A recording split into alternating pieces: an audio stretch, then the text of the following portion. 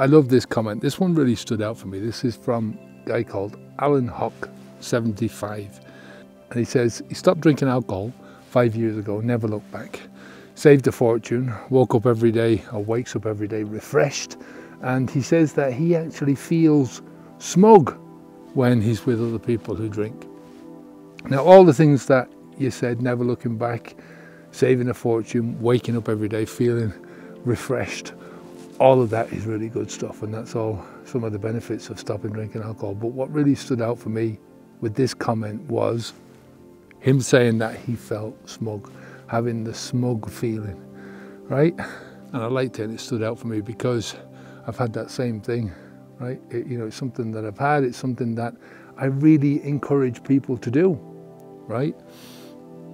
Why? Because society wants you to feel shit for stopping drinking alcohol. They want you to feel shit for highlighting the problems of other people with taking this drug, right? When you stop drinking alcohol, you not only are putting a spotlight on your own problems, you're also putting the spotlight on other people's drinking problems. And people don't like that. Nobody wants you to even call it a drug. The alcohol companies fight tooth and nail to stop people from calling this a drug because they just want it to be called a beverage. They don't want you to understand about the 3.5 million people that die every year about this. They don't want you to understand or to focus on the families that are destroyed from this drug, right? They don't want you to focus on the lives that are destroyed from this drug, right? They want you to think that you have a problem with alcohol and that you alone have a problem, that you can't handle the drink, that there's something wrong with you, that you're diseased, that you've got this dicky brain, you've got this dicky gene, you're faulty, in other words. You are an alcoholic, and that's the way they want you to label it, because if they label it like that, they can say, well, I'm a normal drinker and I'm just doing what normal people do, and he can't do that. He's an alcoholic, right? Now, they have you believing in something. They have you believing that something has to go wrong in your life before you have a problem with this, right? And the real problem with this is that you're putting this stuff into your body in the first place for fun. And the problem is that you're made to feel bad, to feel horrible, to feel inadequate, to feel faulty, to feel like there's something wrong with you when you stop doing it anymore, right?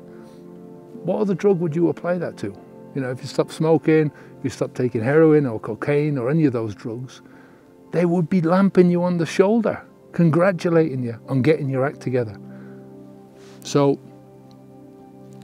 when you start to get the benefits, when you start to sleep better, when your health starts to improve, when you start to have more money in your pocket, when you start to use your time wisely, you're not getting any hangovers anymore, you're not going out and embarrassing yourself when you're drunk. I think smugness is an interesting perspective, right? I think to be smug is often viewed as negative, and rightly so in some situations, right? But in this case, being satisfied with what you have accomplished and seeing those accomplishments bearing through every single fucking day, right? In the face of how society views alcohol, that is a positive emotion, feeling smug about yourself, so do it. If people who are drinking don't share your satisfaction, that's par for the course. It's reinforcement.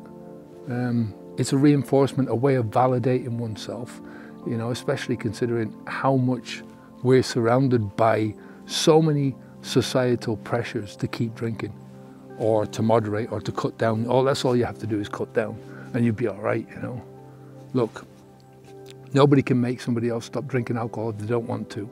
As much as I wanted to and do want to help other people to unplug from this poison, the only thing that I found that works in the long term is to be the change that you want to see in the world, right? To be the person people look up to, the one who's walking the walk. Talk is cheap. Talk is cheap. I've had so many people say things to me like, oh, I love my drink. I'm never giving it up. Life is boring without it. Life is for living. I've been around drinkers all my life. I was a drinker for most of my life, right? For 30 years of my life. So I've heard it all. I've heard all the excuses, and I've heard all the people trying to convince themselves that what they're doing is right. Nobody wants to hear bad news about their bad habits, right? So I've seen things from both sides, and I know which side I prefer to be on. And that's all I can do. You know, how somebody else chooses to live their life, what they choose to put into their body, that's their choice. It's their concern. It's not mine. My responsibility is to myself, to trying to help my family, to trying to help the people who want to be helped, right? What I put into my gob, that's my responsibility. How I live my life, that's my responsibility. Anyway, I think you should be smug. 5 years into this journey, unplugged from this stupid habit, you've earned the right to be satisfied with what you've done. So, look, I'll end it there for today. If you want help stopping drinking alcohol, if you want help to stop alcohol, there's a free course down below. It's the Beginner's Guide to Stopping Drinking. It will just give you a few of our basic tips, a few of our basic mindset changes that you can use to at least get you closer to making that decision, to understanding that it's the right decision to make. If you really want to take it to the next level, we've got our full program, Habits V2. It's a very comprehensive program. It takes you through all the stages of this. More importantly, it helps you to see just how much of a straitjacket alcohol was, right? And to break that mindset altogether. Okay, don't forget, if you're starting the course, there's a 2-week beginners, there's a 2-week preparation stage. So start the course with that idea in mind that you're going to be spending 2 weeks just cutting back. It's a safety thing, you know. We want to make people feel that they can safely cut out their alcohol, and we just give you some mindsets in those 2 weeks that are really going to help to make this journey a whole lot easier. Okay, take care of yourself, and I'll speak to you again in the next video. Keep the alcohol out of your mouth. Be smug. Take care.